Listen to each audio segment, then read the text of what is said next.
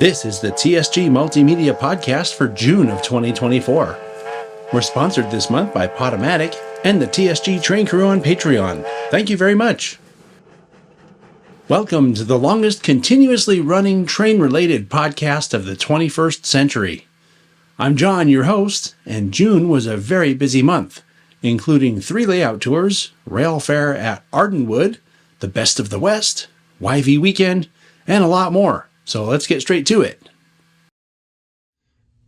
Hi, we're doing something train-related today. Sydney and I are here at Mike Laine's Virginia and Truckee HO scale layout. This is kind of a small layout. It's like a 5.5 by 14 room, and it's HO scale, so there's not a whole lot of space to put stuff in there. But he's fit a lot of really good modeling into this small space. And he even has a scene here. I'm going to slowly turn the camera so you can see it, of Virginia City. And if you've been to Virginia City, you'll notice it looks just like it. So it's a really cool layout tour, and I'm looking forward to bringing this one to the channel.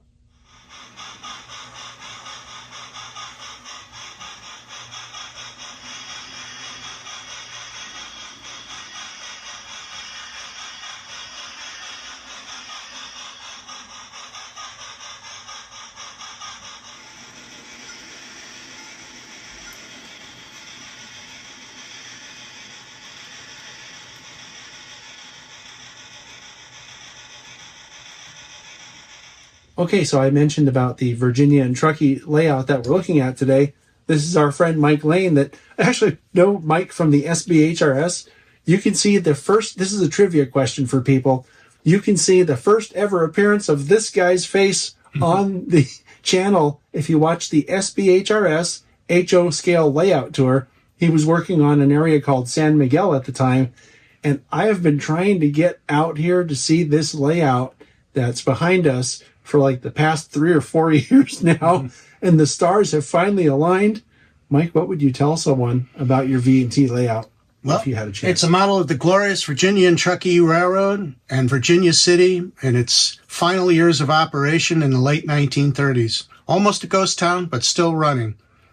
It took Mark Cook and I about a year to build this model of Virginia City and the Virginia and Truckee Railway. It's open up during PCR events and tours, and yeah. It's a great layout. If you're ever in the area during a PCR event, open houses, definitely worth coming to see. It's not a huge layout, but it's pretty finished, and I can't wait to bring the video of it to the channel here soon. So thanks, Mike. Thanks.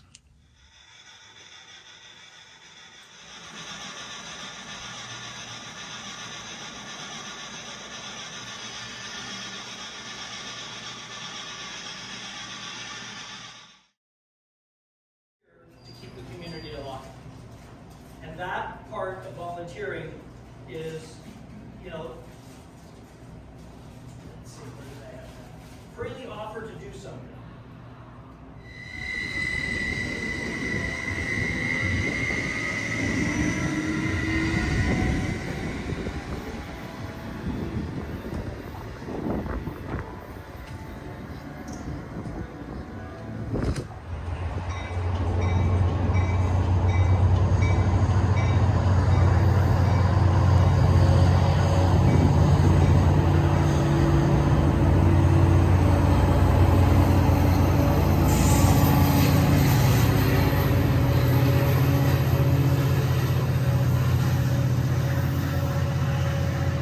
It's the SBHRS annual, barbecue or celebration, whatever. And you just saw the MP36 that they recently repainted into silver and red.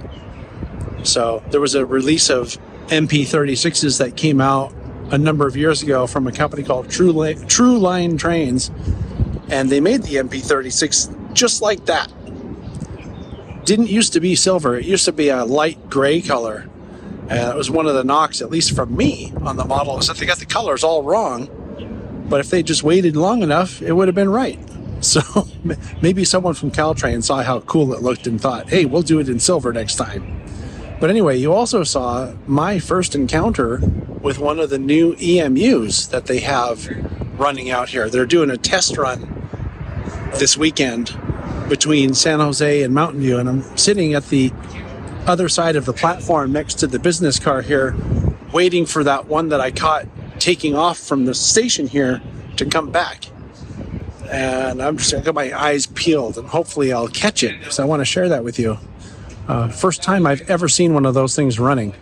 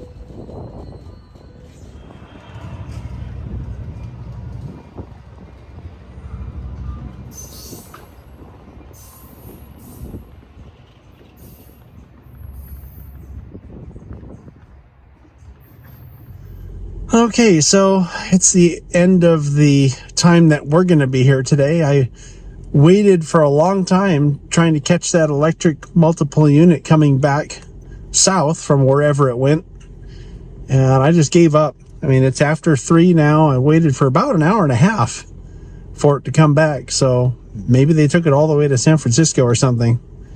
But in any case, I finally got to see one of their electric trains running, which is kind of cool.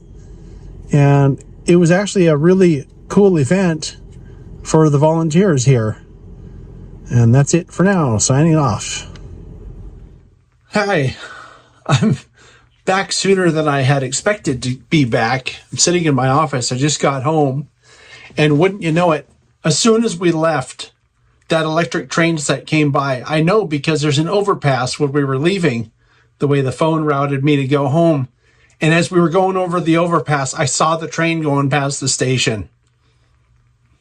It happens every time. As soon as I leave, the train comes, the one I'm waiting for. Oh, well, if I had just waited for 5 extra minutes, we would have caught it. So you'll just have to deal with having the one run by of it going away from us. That's it.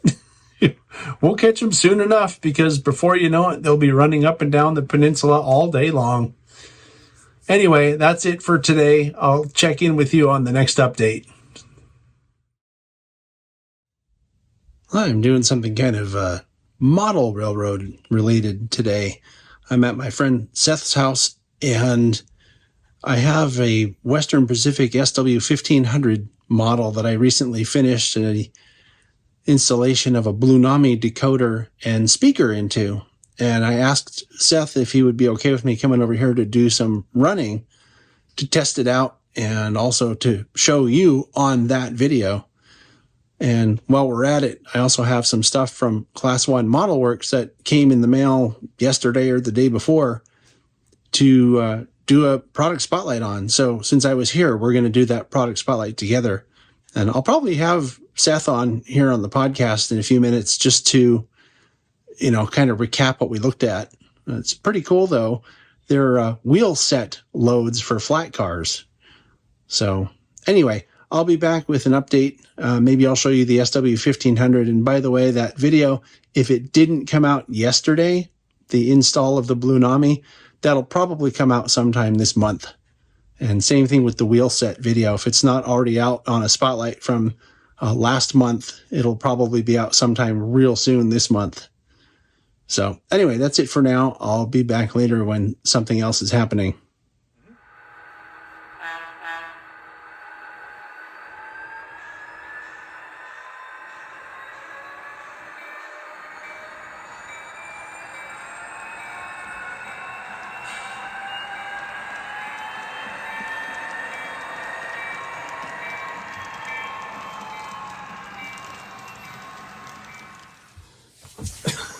Okay, you just sit up straight.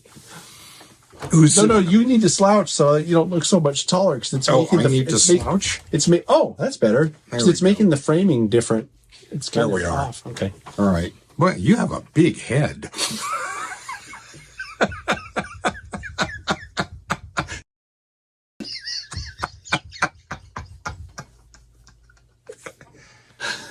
Okay. Hang on. All right, so I mentioned that I'm over here with Seth, and thanks for having me over, Seth. Well, thanks for coming by. Yeah, but you showed me something that I thought was really cool, and I want to give people a little preview of this. I want to do a real spotlight of it later, but this is something exciting that just came out. What is this? Okay, so if you remember a couple of months ago, we talked about the MP4. Yeah. And I want to thank the TSG viewers for their support on that product. Today I want to show you the DP4. And the DP4, as you can see, is exactly the same size package as the MP4. Yeah, it's identical. It's just about identical, has a slightly different connector because, as you can see, I have it connected to the track. And I'm going to use my NCE Power Cab system here and send an accessory decoder command. Hey. And look at that. We can throw the switch. We can throw it back. So it's very simple. Decoder is built into the package. There'll be a DP10 also. That's same package as the MP10. So we're very excited about this, and we expect to have the first of them in stock by the end of May. Do you have any idea about, like, the price difference? Well, the MP4 is $1849 in ones, and the DP4 will be $24.99 in That's ones. all? That's It's all. only a $6 decoder? It's, $6.50, something like that? Yeah. Wow. So, yeah, for basically $25, you have a motor and a decoder. Now, it doesn't have all the bells and whistles, but, it's got what you need. It responds to commands. You can set the direction. Well, we'll get into more details on the spotlight about, whether it can light up your signals and all that stuff. Right, But right. this is just exciting because it's a built-in decoder for like $6.50. Absolutely. That's cool. Yeah. All right, so that's it from the Oakland Sub Union Pacific 1999 layout. I'm standing here in Niles Canyon, as I've done so many times in real life. We got a lot of important segments of footage filmed today, most notably some run-by footage for that SDV 1500. And now I can put that how-to video all together and share the 21-pin Blue Nami with everybody. I'm really excited about that. And, of course, this new DP motor, the DP4 and the DP10, I'm sure I'll be back here sometime in the next month or so to do an updated spotlight on those because that's an exciting development. You don't have to get a separate decoder for the MPs anymore if you can just get a DP. And it sounds like it's going to be less expensive and more convenient. And, we like that. Anyway, I'll be back with the next update when it happens. Hi, we're doing something train related today. I'm at a really large layout in our area called the Cumberland West. This is owned by a guy named David Parks, and we're doing a layout shoot here today. We've been here since much earlier in the day. We just got back from our lunch break. And if you look, you can see behind me, it's a fairly big layout. This depicts the Western Maryland and the Baltimore and Ohio in the east part of the country. And it's a very technology-based layout. And so anyway, we're documenting it, and it'll be coming to the channel sometime pretty soon.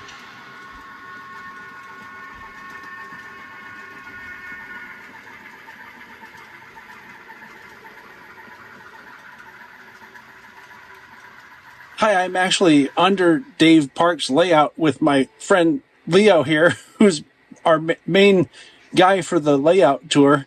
What would you tell people about this layout if you had 30 seconds on a podcast? Well, this layout is 1,200 square feet of railroad that pushes the limit of electronics and operations, with the ability to handle up to 42 people. It might be the biggest operating layout, operator-wise, that I've ever heard of. Right. And it's a beautiful layout to come and visit, and also a beautiful layout to operate. The crews that are coming usually are very, very happy and satisfied at the end of it, regardless of issues that pop up every now and then, being derailments or electronic stuff, and that happens all the time. But I have it on good authority that those things only happen when the cameras are running. That's very true.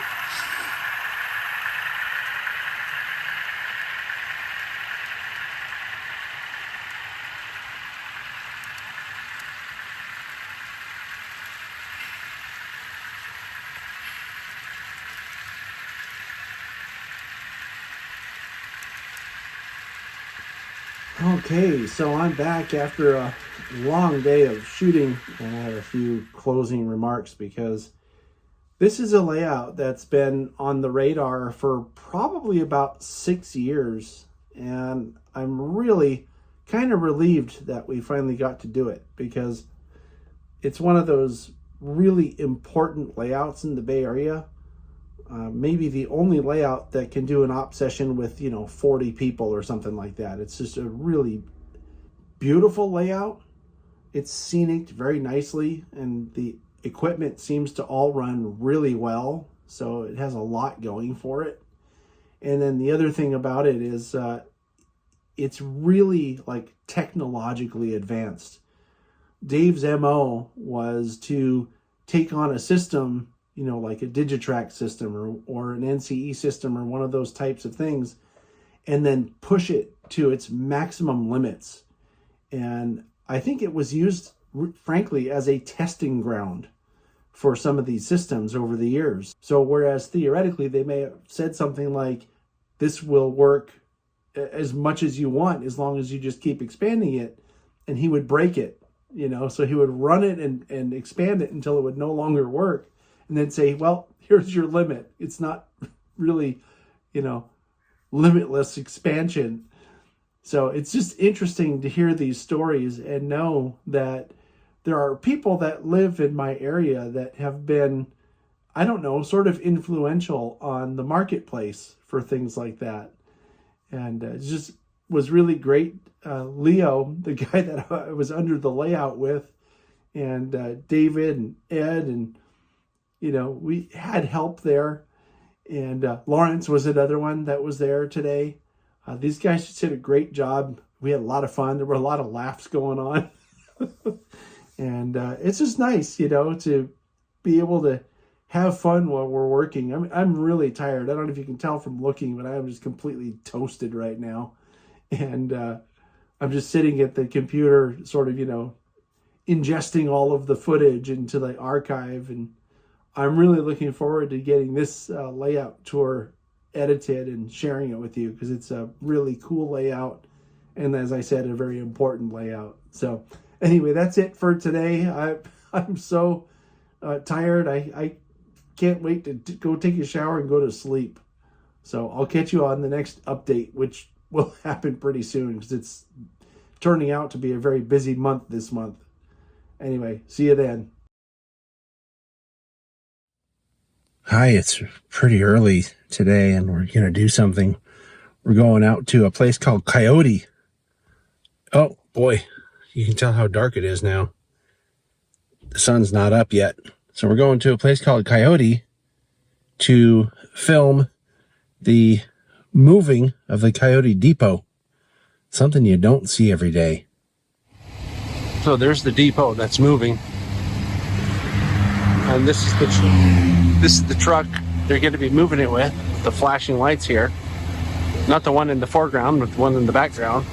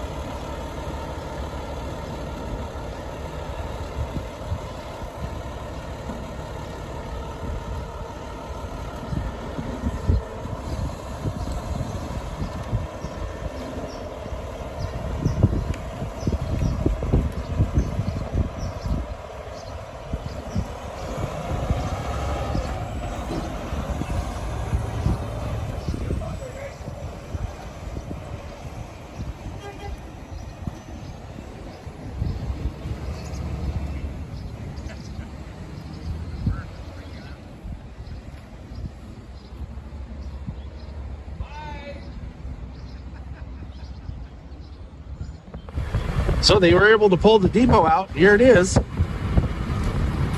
Once again, something you don't see every day. Okay, so as you can see, the trailer and everything's got off out of the place, and we're just trying to chase it as it goes up Monterey Highway. Not easy, because these guys are actually moving pretty good. But we're going to get what we can. We're documenting as much of this as possible. So we've made it to History Park in record time. And you can see the depots there across the way getting ready to pull in. History Park is right over here. And the depot is going to live over by the steam engine that's on display over here. So I got my drone up and we're catching as much of this as we can.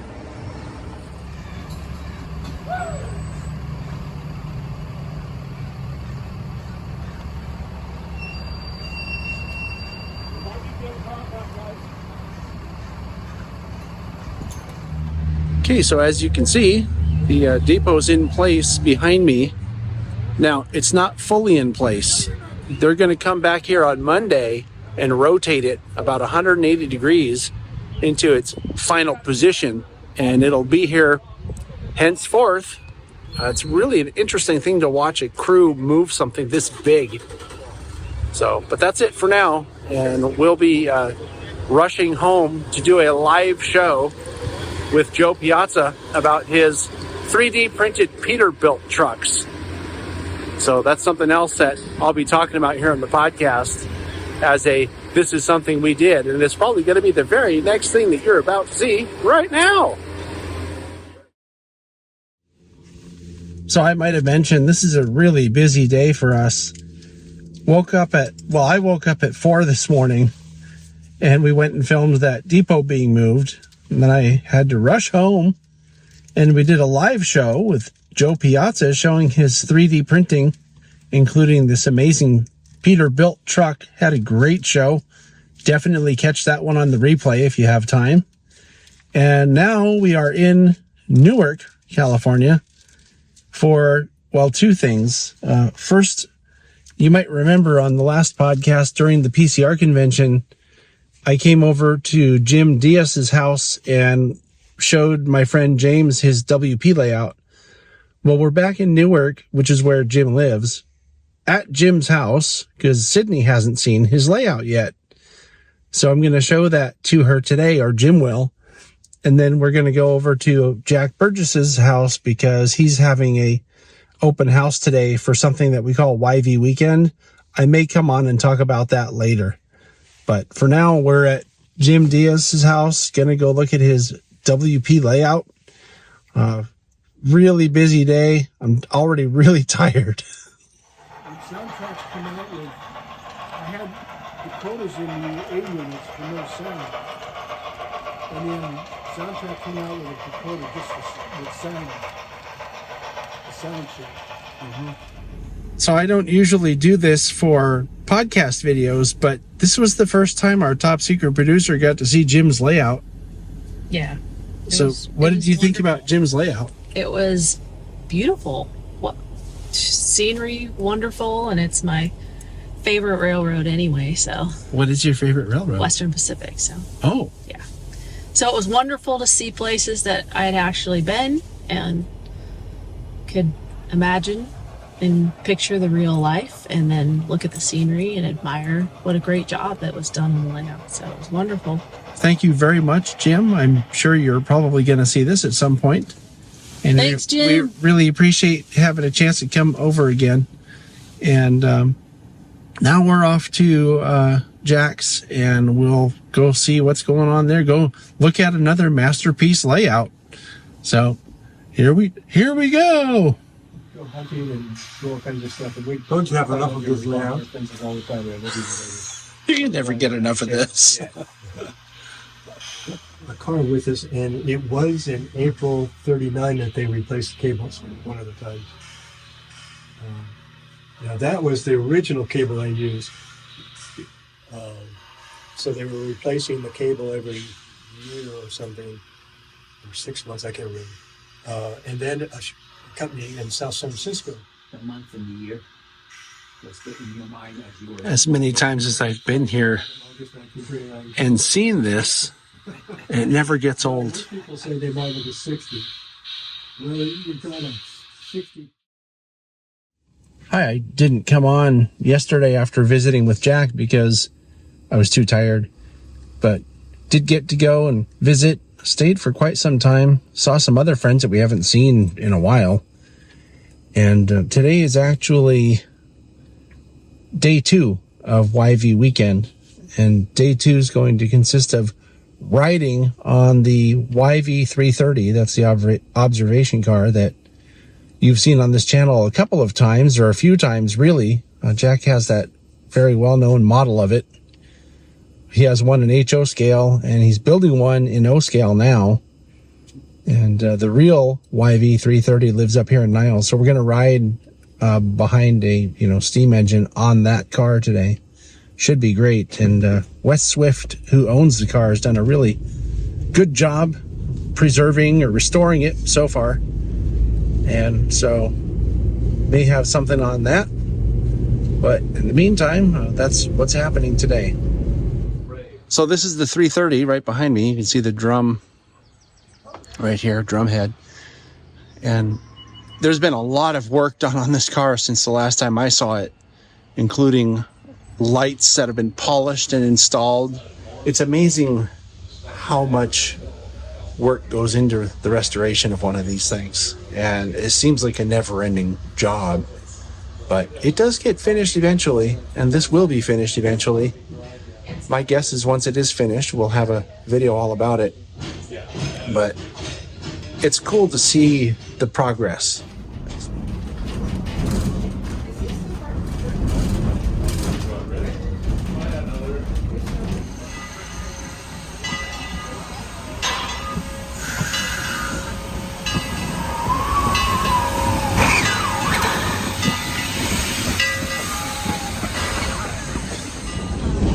Hi, so the train's running now, and everybody's having a great time. We're having a great time. And lots of fun.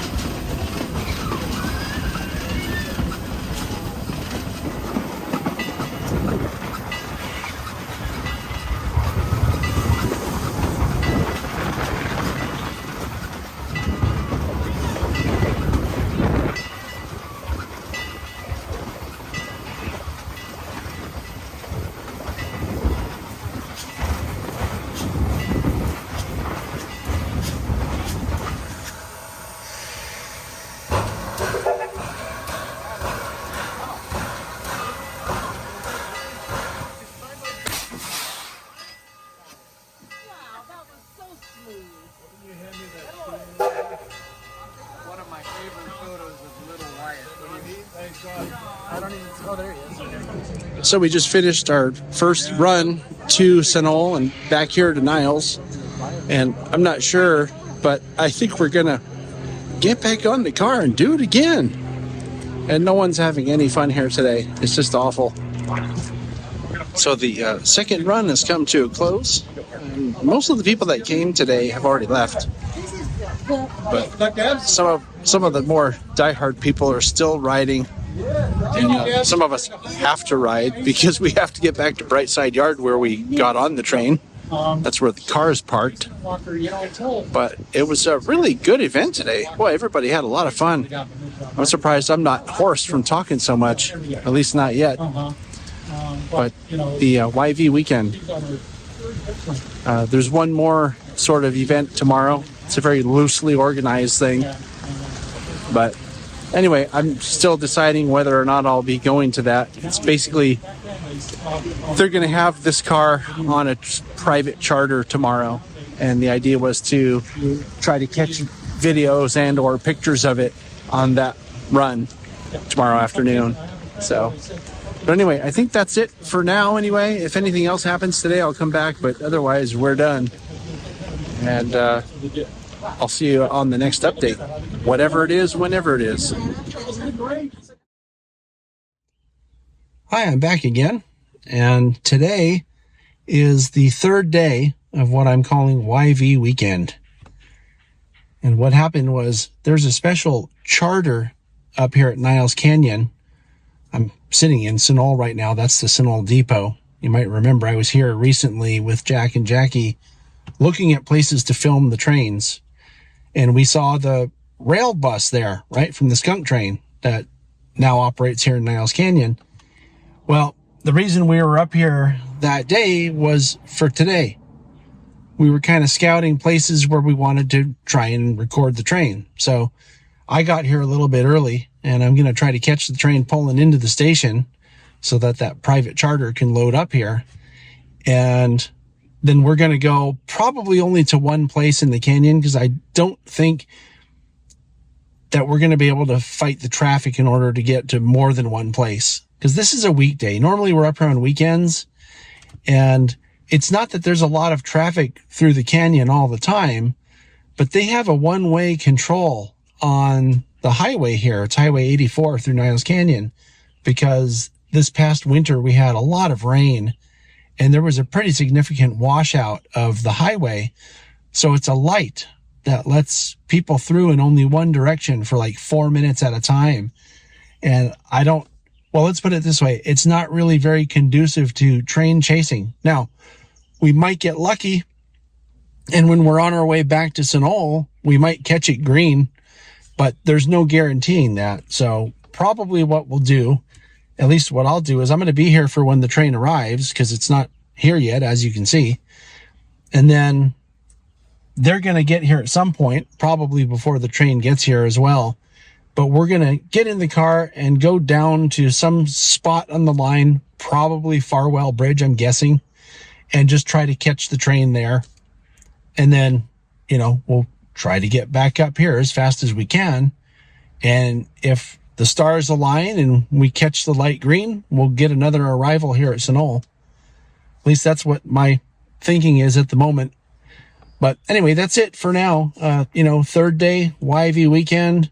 It's been a busy weekend for me. And Sydney actually stayed home for this. She had some other stuff that needed to get done because we don't just chase trains all the time. But I did wear my new design Chasing Trains shirt for this. So I'm kind of in the spirit.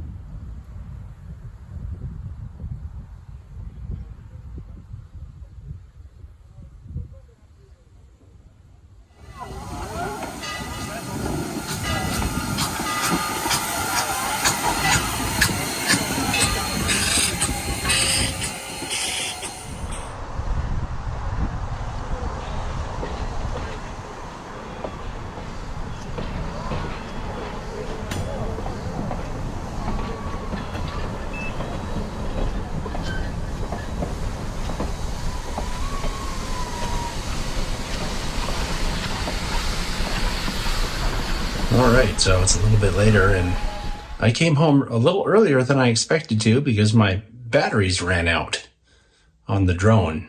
I think the wind out there was a little too much for it.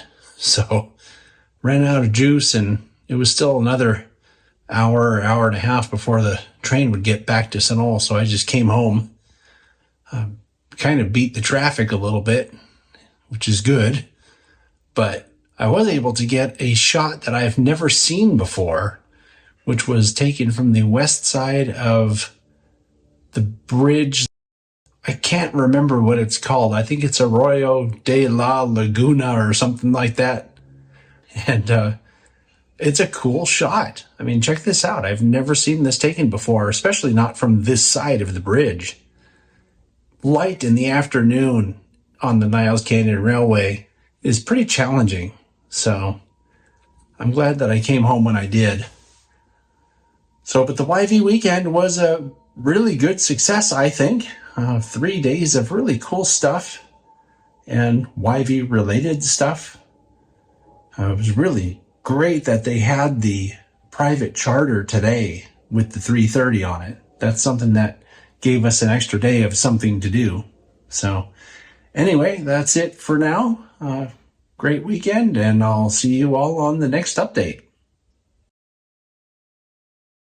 On May 18th, we went live with last month's episode of Talking Trains. I had Murph over to co-host again, and this time we talked to Molly Engelman of the Overfair Pacific, which is the new custodian of the 19-inch gauge equipment that resided at Swanton, north of Santa Cruz, for decades until a wildfire destroyed the majority of what was there. Molly took us through the history of the equipment, the Swanton Pacific, and what's ahead of the newly formed Overfair Pacific in its effort to rebuild this collection of unusual equipment. This is definitely worth checking out on the replay if you missed us live. Today is May 25th, and we're here at Ardenwood Historic Farm. It's a park in the East Bay Regional Park District in Fremont, and today they're having rail fair. This is the first time they're having rail fair over the Memorial Day weekend. It used to be held over Labor Day weekend, but it was always too hot on Labor Day, and there's been a couple times in the past few years where it was so hot that it affected the attendance. So they changed it to Memorial Day henceforth. And it's ironic because today it's actually a little bit cold. The sun's coming out though, so it's probably going to end up being a really nice day. So we're here to check out, you can hear there's a steam whistle. We're here to check out the trains and other stuff at Rail Fair. Hi, so I'm here with Richard Brennan. Richard's really active in the local model railroading community. And Richard, what is this display you guys have on here? So this is our California Central Coast ON30 setup, and this is one of the smaller ones we do. We're here in the granary at Ardenwood. We do larger setups at places like Roaring Camp or at some of the commercial shows. But it's a group here based in sort of the South Silicon Valley up to the Livermore Valley area. And we get together at shows throughout the year. We also do work sessions monthly. We're in ON30, which is O scale, 1/4 inch to the foot, but we're narrow gauge, 30-inch prototype, which happens to be a very popular scale for running these trains. Yeah, and I'm going to show you some pictures here of the equipment running. There's a train here by a friend of ours named Fran Foley, who's also a TSG train crew member. And it's a all 3D printed train that's running around. It's going behind the camera right now, and I'm going to show that to you. So thanks for sharing, Richard. Thank you. The park opened, 20 or 30 minutes ago for real to the public. And you can see it's already starting to fill in a bit back here. I don't know what they call this area. It's like the farmyard or something, because behind me over here they have a bunch of farm animals. There's a bunch of train displays here, and then the granary is this building that we were just in behind me.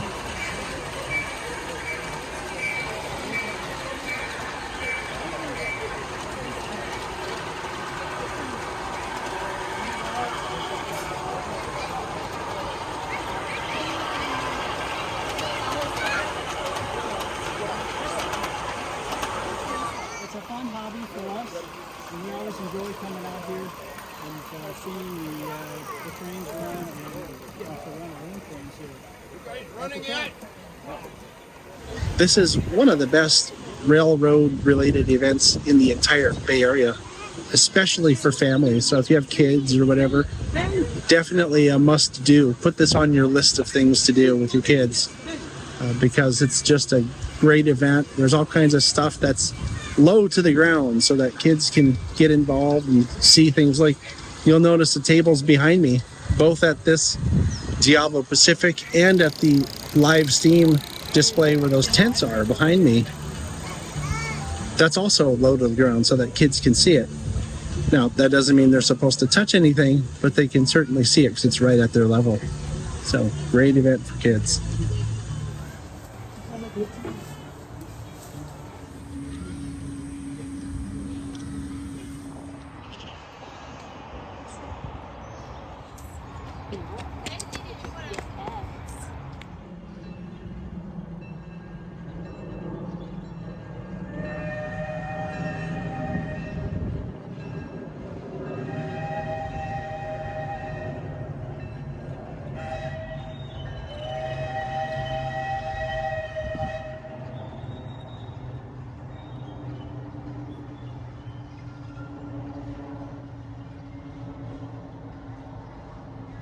All right, so we've made it out to the car barn now, and we're going to see what's going on out here. They had a special surprise announcement. The SBHRS is now the proud owners of a locomotive called the Kiso. It's exciting because Ardenwood has needed a steam attraction for a long time, and it was still going to be a number of years before the Argent number 5 got restored. So having something permanently here is a big deal.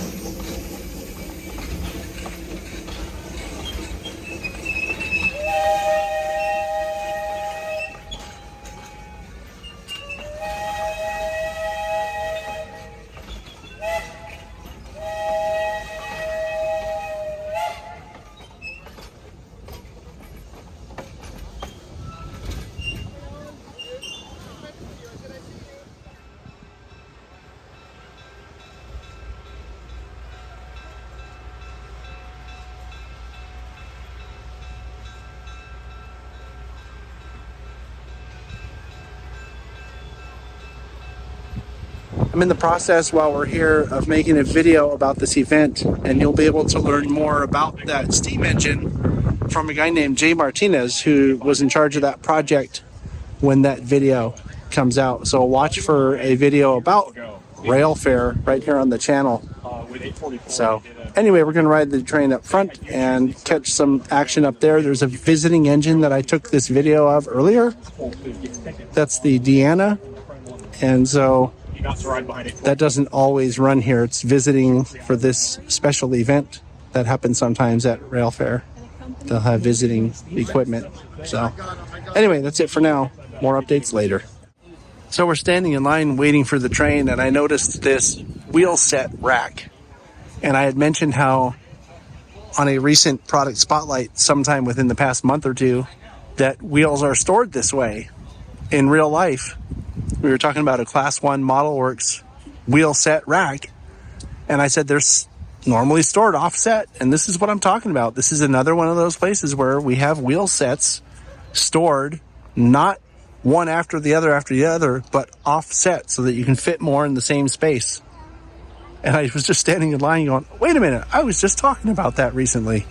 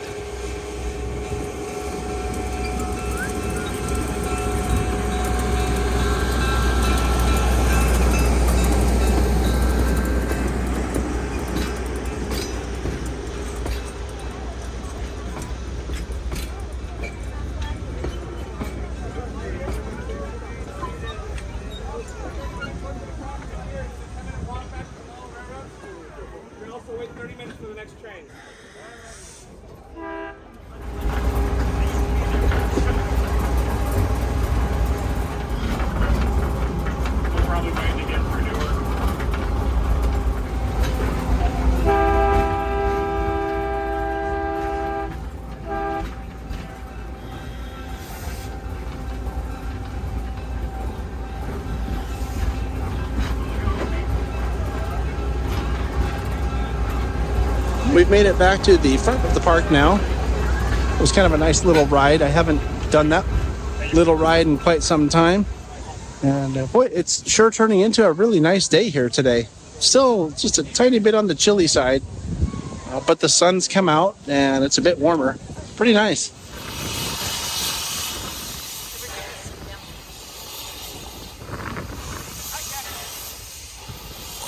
Patterson House is the old farmhouse, basically, that was on this property when it was a working farm in the old days. It's still a working farm, but the house is now an historic landmark.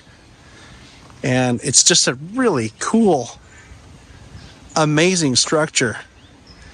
And then if you look down to the right down here, on the lower right of your screen, there's some tents over there. And that's where the Toy Train Collectors Association has their Lionel display every year.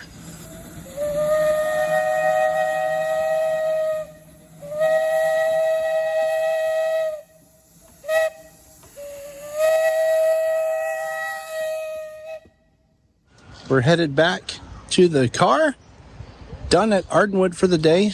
Sadly, we weren't able to get a lot of footage of that visiting steam engine, but that doesn't mean it's not still a great event. It seemed like it was well attended. Got to see a bunch of friends like usual. And yeah, there will be a longer form video out sometime in the coming months about this event. And we'll be able to share more of the event with you there.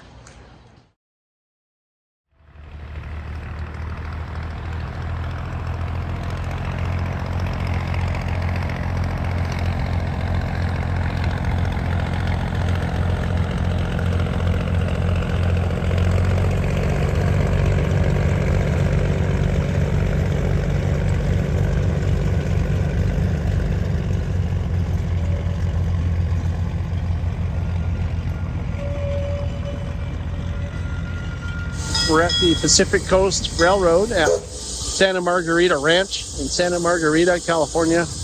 And today they have an event called the Best of the West, which is happening. And that's a collection of antique farm equipment like tractors, steam tractors, regular tractors. They have military equipment. They do an air show at noon. And of course the railroads here. But more importantly for us today, we're here to do a video with Molly Engelman that was on our live broadcast of Talking Trains last month. And she's the current president of the Overfair Pacific, which is that collection of equipment from the Swanton Pacific that burned up in the fire a couple of years ago. And we're going to be shooting a video that's kind of more concentrating on the Overfair Pacific.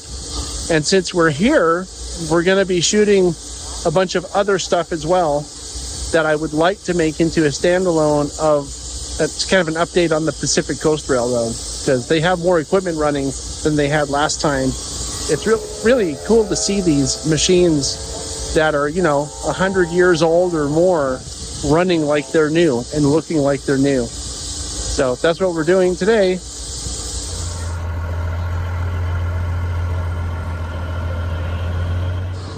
Got an update a little later in the day, as you can tell. They posed the two locomotives side by side and just did a great crew shot. And by the way, there's this guy here. He runs in. We run into this guy everywhere. Hey, how's it going? You mean hey? Oh, hey, that's right. Yeah, hey. It's Fat Albert. So what did you think of your thing today? It was a good time. First time to the show. Been to the railroad. Don't they know that's a train. Yeah, don't they know how fun you are? But been to this railroad many times, but never actually been to the Best of the West show. And so it was a pretty cool time here. Yeah, lots of fun, lots of friends. Good stuff.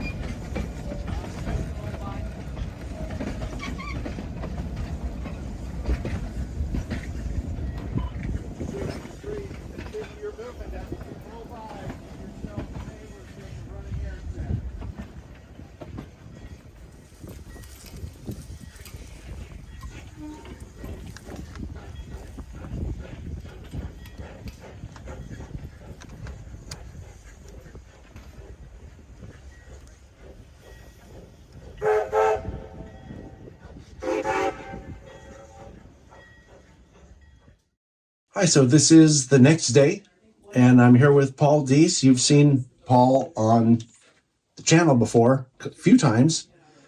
Most notably, I think, was the Central Coast Railroad Festival video that we did together a couple of years ago, one of my favorites in the past couple of years. I'll put a link to it in the description of this video in case you're interested in seeing it. It's a great festival in this area of California where layouts and railroads and other stuff is all open for the public.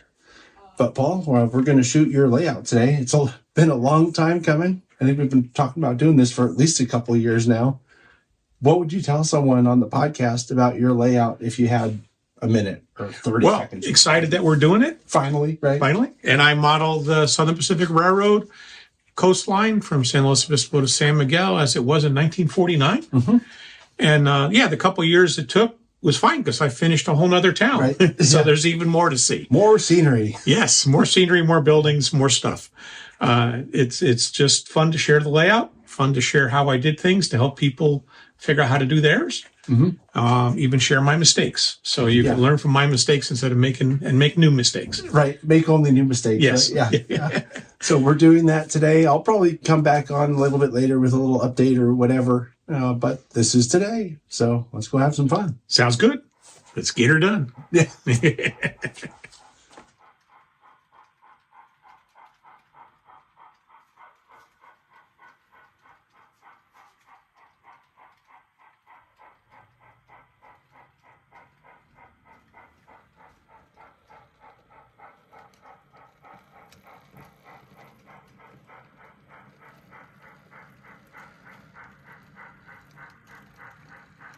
One of the really cool things about doing videos like this with people that have modeled a prototype is that you learn stuff about the local history as well.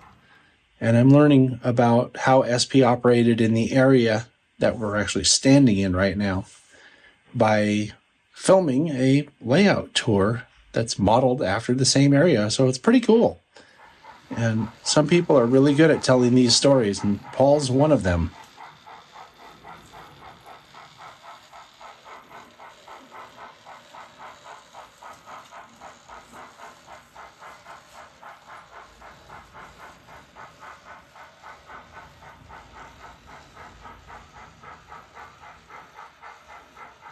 It's a bit later now, and we had a great trip down to the Central Coast. I want to thank Paul for opening up his layout to do the layout tour. I could tell that he prepared quite a bit and knew what he wanted to talk about, and that's always good. It'll make the editing process a lot easier, which I'm always appreciative of. And of course, the Best of the West. Really glad we were able to go this year. We missed it last year. So that's it for now. Last update for this weekend, and I don't remember what's on the calendar for this week, but I know it's what I call podcast week, meaning I have to put the podcast together, the podcast that you're watching right now. So, just more and more editing. That's what we do here. So that's it. I'll talk to you on whatever the next update is. The catch of the month comes to us from the Niles Canyon Railway. I took this photo of Liam O'Leary during the YV weekend event. I'm not sure, but it looks like he might have been asking us to get off the train.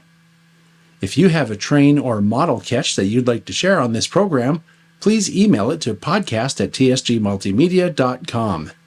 Be sure you own the shots and include the what's, whens, and wheres of the shots you send in. June's calendar has been filling up with a lot of fun events, including the Bay Area Prototype Modelers Meet and an epic trip to Oregon later in the month. So if you enjoy the content on this channel, please become a member of the TSG Train Crew. That's what I call our supporters on Patreon. Everything we produce here takes resources, not just time, but money as well. And it would help a lot if only a small percentage of our regular viewers would contribute even as little as $2 a month. So what's in it for you? Patrons get early access to the featured content in 4K and without ads. They also get deals on the models we show off on our product spotlights. They also get access, behind the scenes access to TSG in the field. Please support this channel by going to patreon.com/TSG Multimedia. If you don't like the idea of a recurring monthly amount, you can use PayPal by going to paypal.com/paypalme/TSG Multimedia for a one-time gift. If you don't want to do that, you can get some TSG branded stuff from the TSG store by clicking on the TSG store link provided in the description. If you don't like that idea, share the content you watch on social media. That's completely free, and it also helps a lot. Check this video's description for all of these options. We have a lot of fun together, and we'd love to have you on the crew. So anyway, that's it for now. Thanks for watching, and I'll see you next time.